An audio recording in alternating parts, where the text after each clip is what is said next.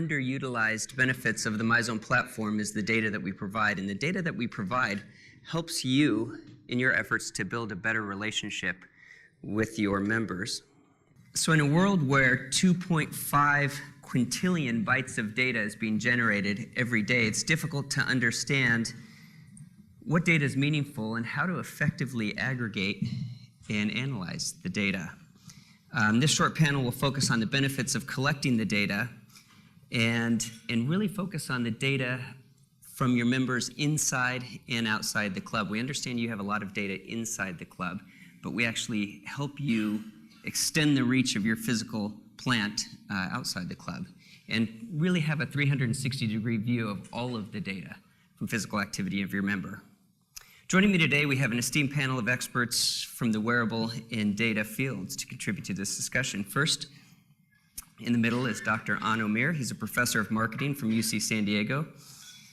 His research really focuses on investigating different customer decision-making mechanisms and on preference dynamics. He's also chief behavioral scientist at Fiverr, the world's largest freelance services marketplace. And Dr. Omer holds a PhD from MIT. And prior to coming to UCSD, he was a professor at Yale. So welcome.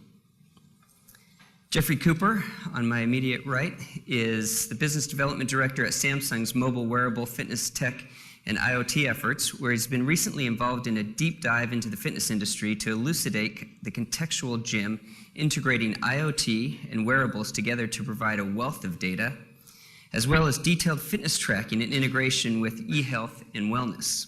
Prior to joining Samsung, Jeff spent 12 years at Texas Instruments, 16 years at Nokia, and most importantly, Jeff is a gold status level member of Myzone. Well done.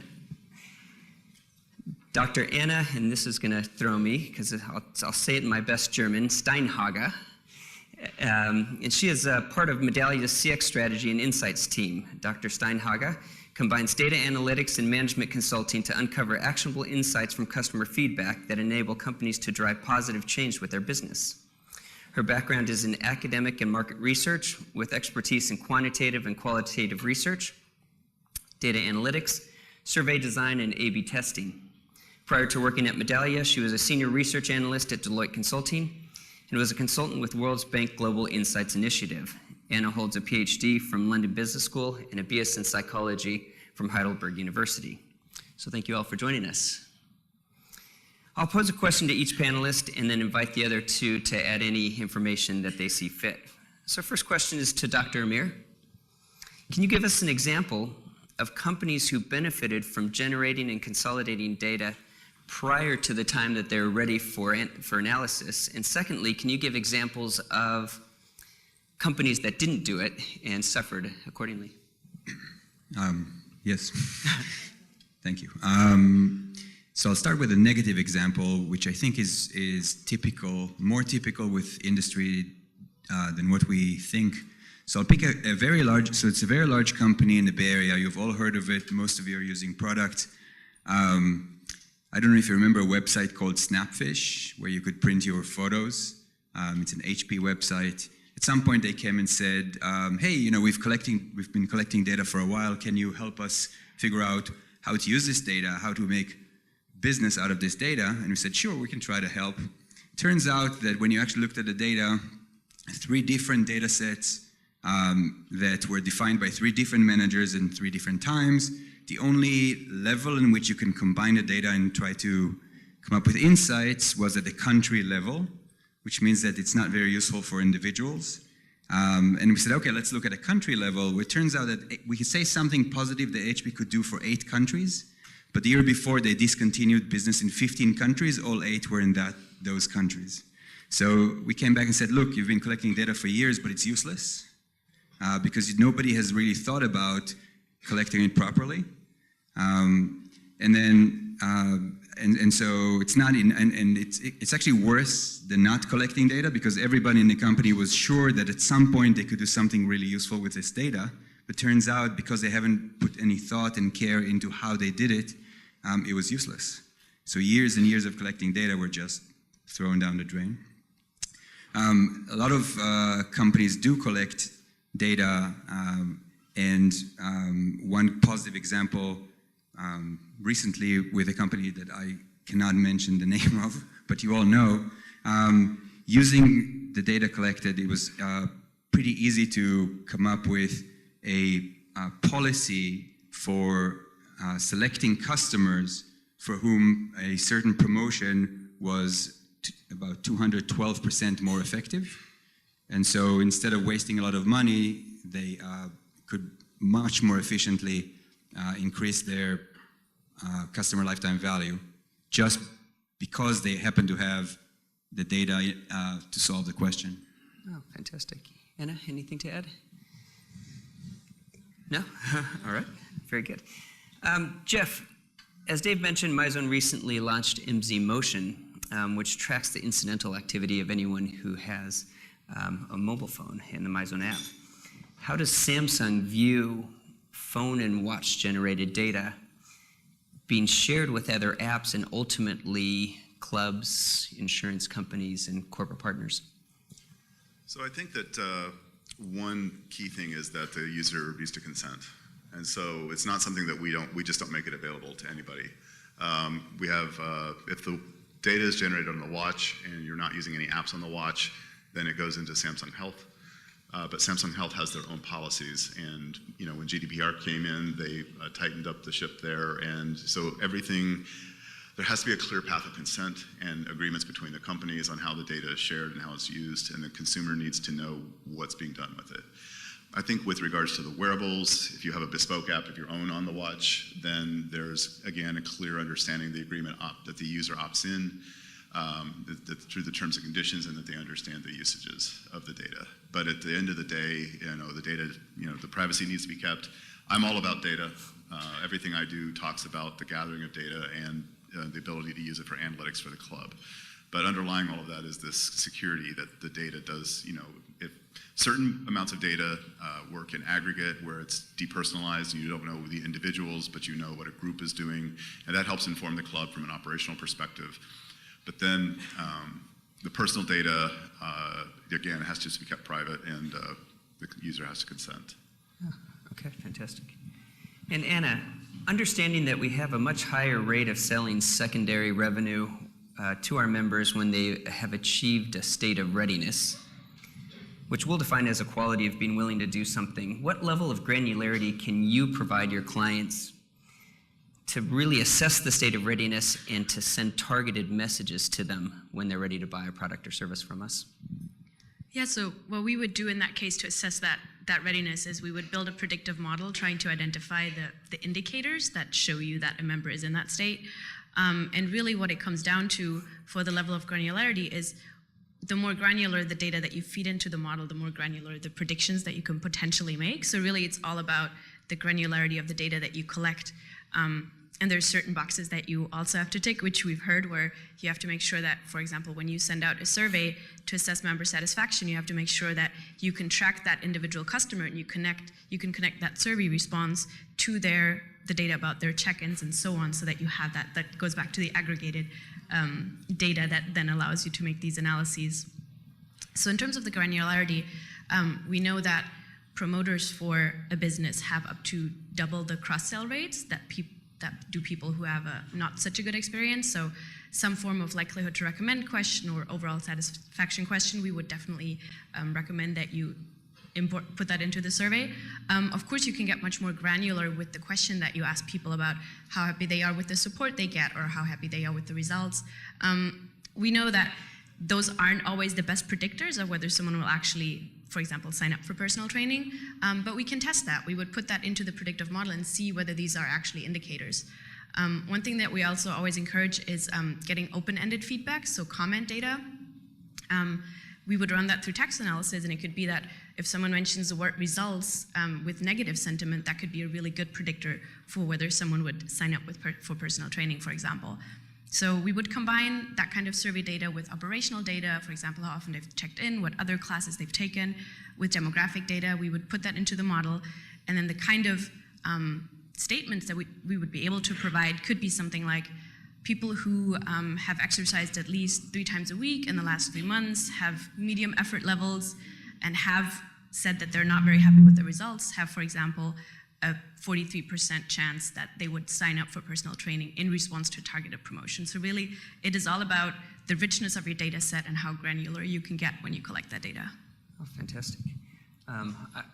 Something small. Yeah. So when you build models like that, these days the key is to integrate not only that, but also where did this customer arrive from?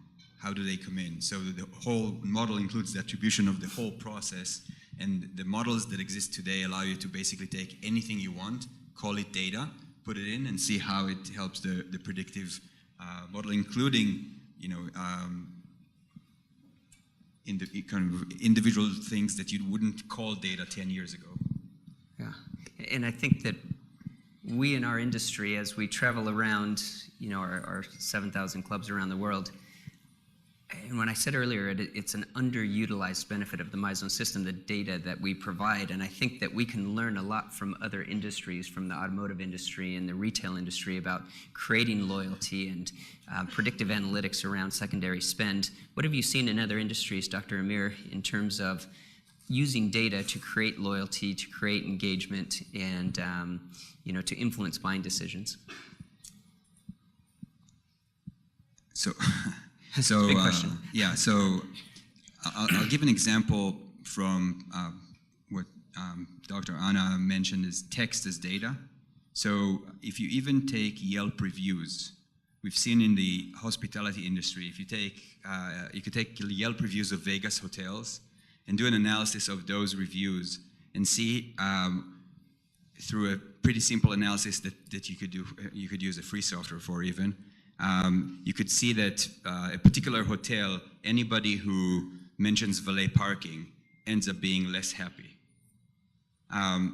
It's that simple, right? So just because anybody who mentions valet in a particular review ends up less happy. And so if you go to that hotel and say, listen, they love your upgrades, they love your gambling, they love your suites, but something in the valet parking isn't working. And so we went to the hotel and said, look, why don't you just invest money there?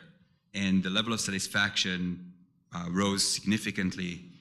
Every half a star in kind of thing was one of the major review websites is worth about $1,200 a year per customer.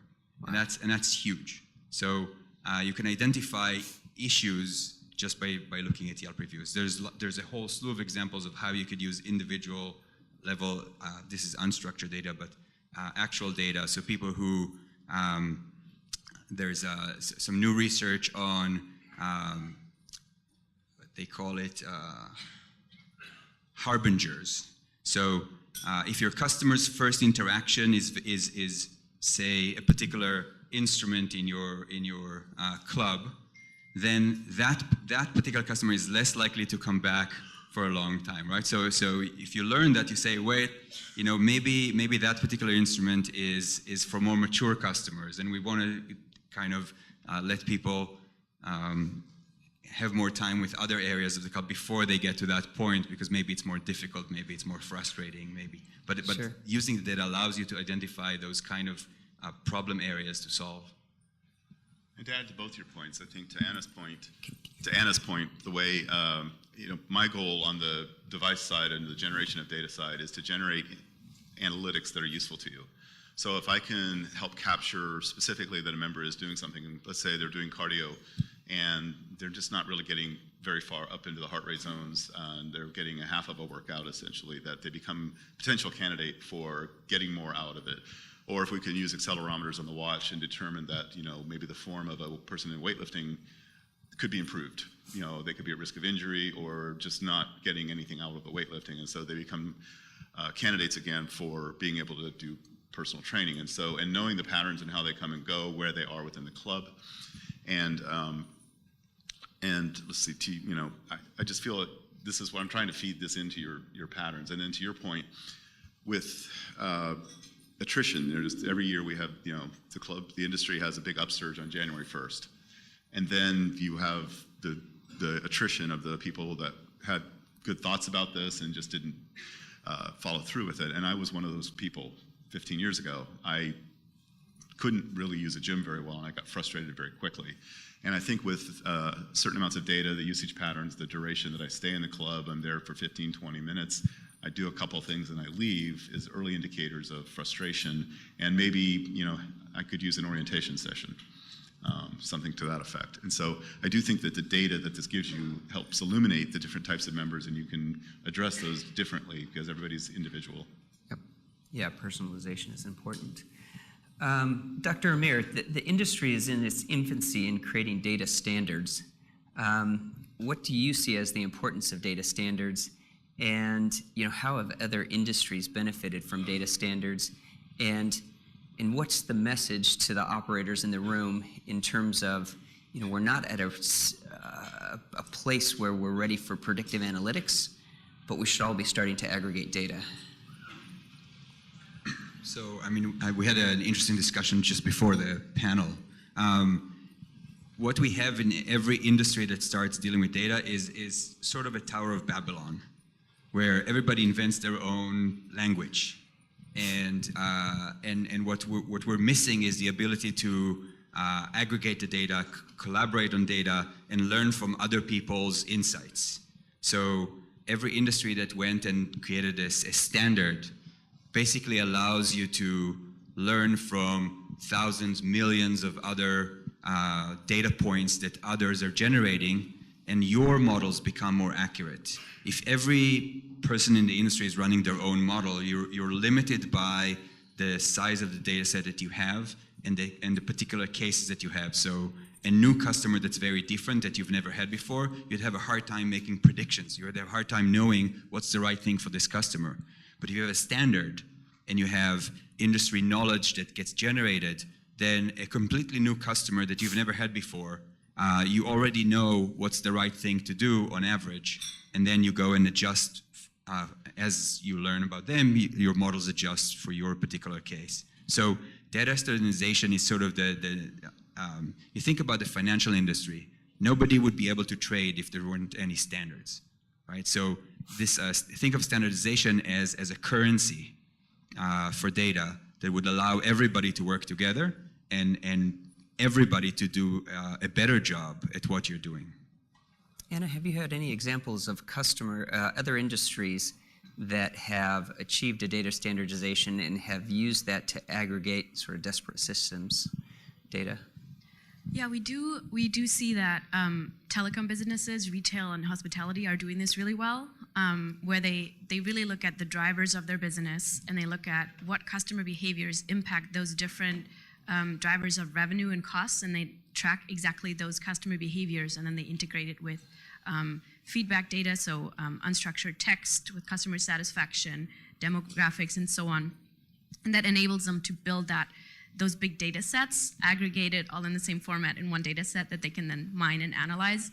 And that's great, but what's even better is if you can make that data available in a platform that you as a business decision maker or your staff can use that as they go about their business when they know certain relationships of proof points. So for example, we know that people who come to your club because they've been referred by a friend, they tend to stay longer and they tend to have a higher lifetime value. So if you know that proof point and if you can show that in the system, so let's say a member comes up to the front desk with a problem, front desk staff can pull up their profile and they see that and it's flagged for them, they can make sure that they take care that member's problem is solved completely to their satisfaction because they know this is a highly valuable segment for you. So that's where you want to be ideally in the end, where you can use that data live and proactively. And that all starts with collecting the right data and then integrating it. Yeah. I think I can maybe add a little bit to answer your exact question. So raise your hand if you, in your grocery store, you scan a membership card. Okay, so those membership cards are, they started in the sort of late 60s, early 70s. It's called scanner data. Before that, grocery stores basically couldn't really learn about their customers other than adding up receipts. A company called IHRSA started this, and it's called scanner data. It's a standard in the industry. All the basically grocery retail industry works with that. That allows external companies to come up with predictive models that would apply for everybody. There's an incentive for other companies to invest in developing models that would help the entire industry, and that kind of you contribute the boom of the grocery retail industry in part to their ability to do that and be much more efficient and effective. Yeah, that's great. Okay, very good. Well, hopefully you guys gained some valuable insight. Can you join me in thanking our panelists?